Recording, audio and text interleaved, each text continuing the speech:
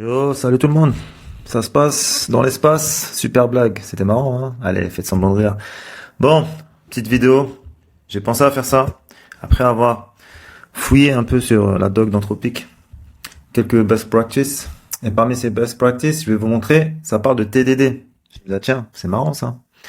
Alors je me suis dit, on va faire un test. Et personnellement, je n'ai encore rien fait. Là, vraiment, c'est en live. Bon, c'est du faux live, mais je n'ai encore pas testé faire du TDD avec Claude.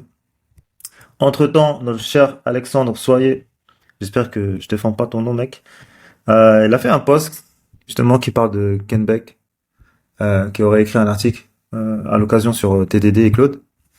Un article qu'on peut retrouver ici, que je vous partagerai en commentaire, quoi, dans le post. En fait, c'est un post ou un article où il décrit un peu son retour d'XP.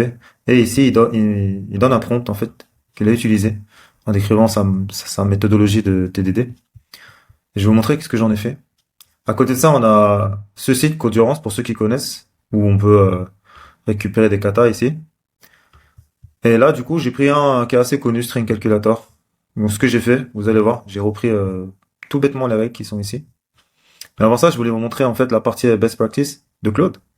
Il y a une petite section ici où ça parle de TDD. Et Anthropic, qu'est-ce qu'il dit? C'est favorite workflow. Et par contre, quand on lit un peu sa description, je vais plus appeler ça du first test que du TDD. Parce que là, on peut voir que demander à Claude d'écrire les tests basés sur les inputs et outputs. Pour ceux qui connaissent bien TDD, on n'est pas sur l'écriture des tests, mais sur l'écriture d'un test sur un cycle comme ça. On écrit le test fail, on implémente le minimum, le test il passe, on refactor si besoin, et ainsi de suite. Ça, c'est disons, le cycle classique TDD. Mais de ce que je comprends, en fait, ici, ils sont plus sur du test first, mais je sais pas quand ils ont dit d'écrire les tests, si c'était au sens général, mais ils pensent quand même à écrire test par test. Je sais pas. En tout cas, voilà, on a une petite section ici où Anthropic fait la promotion de TDD. Donc c'est plutôt pas mal. C'est surtout intéressant plutôt que pas mal. Donc voilà. Donc comme je vous ai dit, là le prompt de Mr. Ken. C'est ça, c'est Ken Beck, hein. À chaque fois, moi et les noms, ça fait 5. Ouais, ça, Ken Beck. Et là, on a le string calculator depuis la ressource Codurance. Donc, je vais vous montrer ce que j'ai fait pour notre petite simulation, notre petit test. On a notre classe string calculator, notre classe de test qui est prête à être implémentée. Dans Claude, qu'est-ce que j'ai mis? On a le init classique. Je lui mets un peu de contexte, le but du projet, sa structure. Ici, un petit rappel TDD, et là où il va trouver ses ressources. Et les ressources, on les trouve ici. Ici, j'ai copié-collé en formatant un peu pour que ça soit du Markdown, pour que ça soit plus lisible, compréhensible, je pense, pour Claude. Donc là, on retrouve, c'est du copier-coller, hein, j'ai rien touché, il y a que cette partie que j'ai changée. Parce qu'en fait, sur la doc, sur l'article, il y avait des spécificités avec Rust. Et comme on est sur du Java, donc du coup, j'ai modifié ça. Et là, on a le string calculator, donc c'est l'article qu'on a sur Codurance que j'ai copié-collé et légèrement formaté pour que ça soit au format Markdown. Donc voilà. Donc ce qu'on va faire les enfants, oui, je vous appelle les enfants. On va commencer. Ah oui, j'ai lancé depuis mon terminal ici et non depuis le terminal de JetBrains, c'est pour qu'il puisse en espérant que ça fonctionne correctement pour qu'ils puissent prendre en compte en fait context event afin qu'ils l'implémentent avec les features de Java 21 en espérant que ça fonctionne parce que j'ai eu une mauvaise surprise tout à l'heure quand j'ai init le projet. On va voir. Donc du coup, on va lui demander de commencer. Là, il attend. Ah oui, je voulais juste vous montrer. J'ai l'habitude de faire ça, moi. C'est que je m'assure, en fait, avant de commencer des tâches, je m'assure qu'on soit sur la même longueur d'onde. Donc là, je lui demande s'il a bien compris les règles qu'il y a dans TDD. Il m'a fait un petit récap ici. Ensuite, je lui ai demandé si il voit bien le kata string calculator. Il m'a ressorti un peu les règles, quoi, ce qu'il doit implémenter. Et voilà. Ensuite, je lui ai demandé de committer et let's go, quoi. Donc, on va le faire. On va un petit prompt. Tu peux commencer, hop là, à implémenter. Pourquoi j'écris comme ça? Je ne sais point implémenter la solution en suivant. On va mettre strictement les règles établies Et je vais lui dire d'implémenter toute la solution. Je vais voir, je suis curieux de savoir en fait comment il va faire ça. Toute la solution.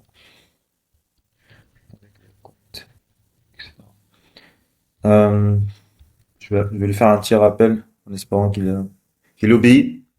Hop là, c'est parti les enfants. Moi, comme d'hab, je vais sûrement accélérer un peu, mais peut-être pas autant que sur d'autres vidéos. Parce que ça risque d'être un peu long, j'imagine. Donc, il va commencer à implémenter le kata en suivant strictement les règles de TDD. Je vais créer une to-do list pour. Donc là, à mon avis, il a repris, ouais, on va 9 steps, ça veut dire, il a tout bêtement repris les règles, parce qu'il y en a 9 en fait, depuis l'article. On va pas lui en vouloir, je pense que j'aurais sûrement fait la même chose. Donc le cas le plus simple, selon TDD, écrire un test qui échoue. C'est pas ça le cas le plus simple, mais bon. Le cas le plus simple, c'est passer zéro ou rien, quoi. Mais c'est ce qu'il fait là. Should return 0 for empty string. Donc là, on voit bien qu'il a implémenté la classe sans, euh, hop là, en fait, il a encore pas implémenté la méthode add. Du coup, là, il a tenté de lancer les tests, il voit que ça compile pas. Il va sûrement implémenter la méthode add, voilà. Donc déjà, franchement, j'ai envie de dire beau gosse. Pour ceux qui sont assez stricts dans TDD, généralement, on fait émerger les méthodes comme ça. On écrit toujours la méthode dans le test. Ensuite, on demande bon, souvent, on peut faire marcher les raccourcis IntelliJ pour qu'il le fasse lui-même. Et ensuite, on implémente la méthode. Donc, excellent, le test, il passe. Je vais maintenant commuter. Et il a fait quoi? Il a retourné zéro. Ça, je sais que certaines personnes vont regarder la vidéo, vont apprécier. On va voir la suite. Il faut pas trop s'enflammer, hein, ça, je pense que on peut avoir des surprises. Donc là, qu'est-ce qu'il nous a fait? Ok, un petit test avec 4. On dirait un commentateur sportif. Il a lancé les tests ici, ça passe pas. Ok, c'est cool. Hop là. Donc il fait au plus simple. Si c'est empty, il retourne 0. Sinon, il retourne ça. Bon, là, il a fait un raccourci, mais je lui en veux pas, j'aurais fait la même. Si vraiment il veut faire le strict, il aurait retourné 4. Mais j'ai pas vu les règles de Ken Beck. Peut-être que dans ces règles, il autorise ces raccourcis. Mais en soi, c'est pas une chose mauvaise, on va dire. C'est pas une chose mauvaise. Mais le mieux, c'est de trianguler en faisant un troisième test pour sortir cette implémentation, si vraiment on veut faire de strict TDD. Donc, qu'est-ce qui nous fait implement toNumber retourne vers une somme. Ok. On va nous faire le cas avec deux nombres. Donc, un et 2, on veut 3. Qu'est-ce qui va nous faire le beau gosse? En tout cas, jusqu'à présent, je trouve que c'est pas mal à regarder. Je sais pas vous, mais c'est un peu marrant même. Et là, vraiment, honnêtement, j'ai pas testé avant. C'est vraiment du one shot avec vous. Et je vais poster la vidéo telle quelle. Franchement, tel quel, je vais pas. Le but, c'est pas d'enflammer Claude Code, c'est vraiment de voir ce qu'il est capable de faire et comment il le fait. Et après, de voir s'il y avait peut-être une meilleure manière de gérer ça. Donc là, il nous a fait, si ça contient, bon, virgule, du coup, il va récupérer il va additionner chaque chiffre. Donc là, il fait 0, 1 parce qu'il sait qu'il y a deux chiffres. Franchement, jusqu'à présent, je trouve que c'est pas mal. Moi, personnellement, je trouve que c'est pas mal. Euh, Parce que vraiment, là, il a fait la chose la plus simple pour deux chiffres. Là, si on met un troisième chiffre, ça poserait un problème. La somme, bah, ce sera pas une bonne somme puisqu'il manquerait l'index 2. Donc là, on peut dire jusqu'à présent, c'est pas mal, hein. Franchement, handle arbitrary number of numbers. Comment vous trouvez mon accent anglais? Laissez des commentaires. Laissez des commentaires en bas. Non, laissez pas de commentaires. Dites que je gère. Donc là, il nous a fait une série de chiffres jusqu'à 9. Une série de chiffres jusqu'à 9, on doit arriver à 45. Ça, et je crois qu'il a repris pile l'exemple de l'article, hein. Dans l'article, je pense qu'il, de souvenir, il met cet exemple. Donc là, j'ai l'impression qu'il va chercher, ok, il va chercher StreamSum, là, pour ceux qui connaissent. En tout cas, ce que je peux lire, c'est que le contexte set, il est bien exécuté. Donc c'est déjà pas mal. Donc qu'est-ce qu'il nous a fait? Bon, après, on n'a pas besoin de Java 21 pour ça, normalement. Mais ok. Donc là, il a séparé tous les chiffres et il fait une somme complète avec. Là, il fait un commit là. Je sais pas s'il a committé avant, on va voir. J'ai pas suivi. Ah si, il fait des commits. Là, on peut voir qu'il fait des commits. À chaque fois que le test y passe, il fait des commits. Ok. Donc maintenant, on est support new line as separator. Bon, si les gars, vous avez un entretien, on vous demande de faire un string calculator, ça m'est arrivé une fois. Et pour l'anecdote, il y avait trois personnes derrière moi, au-dessus de mon épaule. Bon, je vous dis pas que j'ai loupé l'entretien, hein, mais je pense que c'est un peu normal, quoi. Je sais pas comment vous faites, mais coder avec des gens qui regardent ce que vous faites au-dessus de l'épaule, perso, j'y arrive pas. Très très compliqué, sauf si ces personnes, je les connais, on travaille ensemble, il n'y a pas de problème, mais des parfaits inconnus qui est là et qui jugent votre manière de coder, waouh. Perso, je perds un peu mes moyens. C'est pas pour moi les concours et les trucs comme ça. Alors, qu'est-ce qu'il nous a fait, beau gosse? Parfait, le test est chaud. Ok, il a un number form exception. Donc là, maintenant, euh,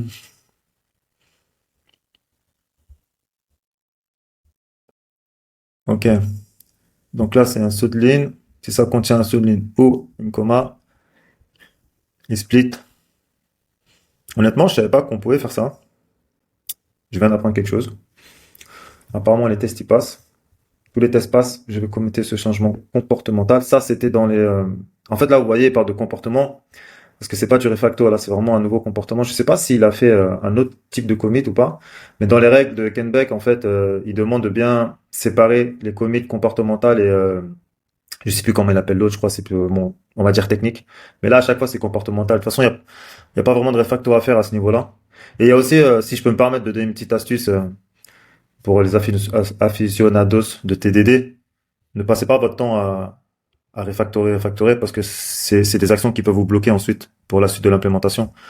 Il faut trouver les bons moments et les bonnes choses à refactorer. Ça m'est déjà arrivé de refactorer des trucs, mais après, qui me bloquaient en fait. Je pouvais plus avancer dans mon développement. Donc, faut pas pousser le concept trop loin, dans le sens où chaque test qui passe au vert, vous commencez à refactorer votre code. Ça vous portera plus préjudice qu'autre chose. Ceux qui valident, mettez un pouce. Ceux qui valident pas, mettez un commentaire. Alors, tous les tests pas, je vais committer, ok, nanana, nanana. Donc là, support custom separate, disallow negative number. Là, qu'est-ce qu'il nous a fait? Je me suis même pas concentré un peu sur ce qu'il fait. Là, on est au niveau des tests. On est là. Donc là, il nous a fait ça. Après, il nous a fait ça. Donc là, il nous a fait quoi? Si number. Donc, délimitateur. Donc là, il nous a fait un petit refacto ici. Il nous a fait un petit refacto, j'avais même pas fait attention. Mais un petit refacto, euh, qui porte son sens, c'est pour donner un peu euh, de la lisibilité. Par contre, il aurait pu utiliser les var. Il aurait pu utiliser les var de Java 10. Donc, delimiter and index, delimiter, number, substring, delimiter index, number, contient, on replace. Ah, ok, on peut replacer par to list, mais moi, je vais pas toucher pour l'instant. Le but, c'est que je touche pas au code. Donc, on va laisser et voir la solution finale. On peut peut-être même s'amuser à rendre ça un peu orienté objet avec des classes et tout. Mais bon, je pense pas, je le ferai sur la vidéo. Là, le but de la vidéo, c'est pas non plus qu'elle dure une heure. Je vous laisserai le lien du projet si vous êtes curieux de voir le résultat final et en discuter en commentaire. Donc là, ok, il s'est occupé des chiffres négatifs. Il n'est pas empty. Value, join. Negative not allow. Ok. Je sais pas si dans la règle du string calculator. Ouais, je pense, faut que je regarde. Honnêtement, je me suis pas pris trop la tête à relire toutes les règles de string calculator. Honnêtement, j'ai, euh, j'ai fait la vidéo là. Je le fais un peu, c'est bientôt mon daily, dans 20 minutes. Donc si un certain Olivier écoutait la vidéo, ne m'en veux pas. Je suis toujours personnel. Donc, là, il filtre. Attends, je suis où là? Ok. Stream, parse number, filter. Hmm.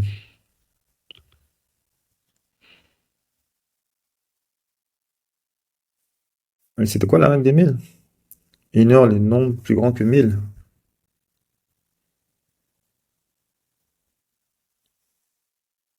Ah, ok. Ça doit être égal à 2. Par contre, j'aimerais bien comprendre. cet arrêt est parse number. Ok. Négatif. Attendez. Il va trop vite pour moi. J'essaie de, de comprendre ce qu'il fait, mais il va un peu trop vite pour moi. Donc, qu'est-ce qu'il nous a fait là?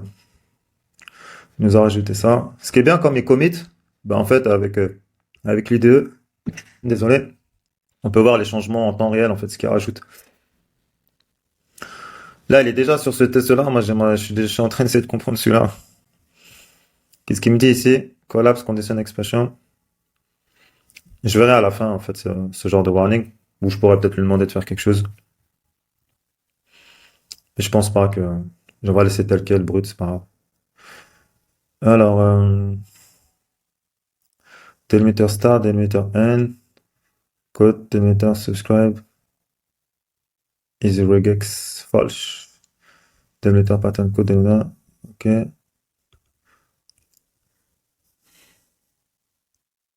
Il a réussi à faire passer le test ou pas?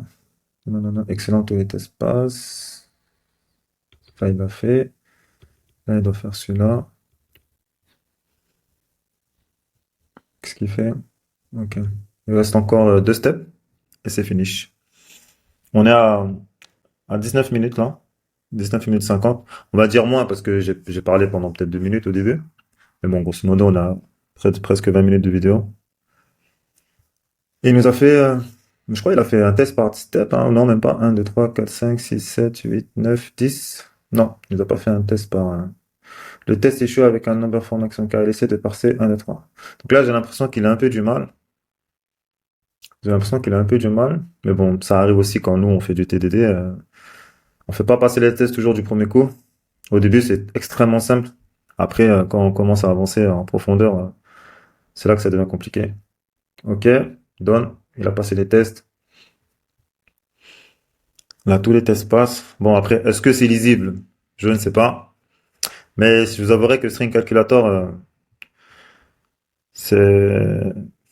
Je peux pas me dire qu'on est obligé d'arriver à ça, mais généralement, on n'arrive pas à quelque chose de super ouf. Qu'est-ce qu'il me dit là ici? Extract command part from if. Bon, je vais pas toucher, sinon je vais perturber. Encore une fois. Donc ça commence par ça. Dénominateur, section. Ici, si ça contient ça, tu fais ça. Et qu'est-ce qu'il fait ici? Ok. C'est un peu difficile à lire, hein, honnêtement. Nanana. Je serais curieux d'avoir un retour des personnes qui ont pas mal saigné ce kata. Le test déjà créé car le code actuel supporte déjà les séparateurs multicaractères grâce à l'impression d'espace 8. La solution générique est déjà. Ça, honnêtement, c'est pas une super bonne chose que ce qu'il a fait auparavant, ça fait passer d'autres tests. C'est pas un mal. De toute façon, rien n'est un mal, j'ai envie de dire. Mais, euh, mais bon, ça veut dire qu'il allait trop loin, en fait. Donc, il a fini, beau gosse. Ça fait 22 minutes. On va dire 20 minutes si on enlève les deux minutes de blabla. Donc, en 20 minutes, il nous a fait un string calculator qui a l'air de marcher d'après lui. Je vais relancer ça. On va aller voir, on va aller voir les commits.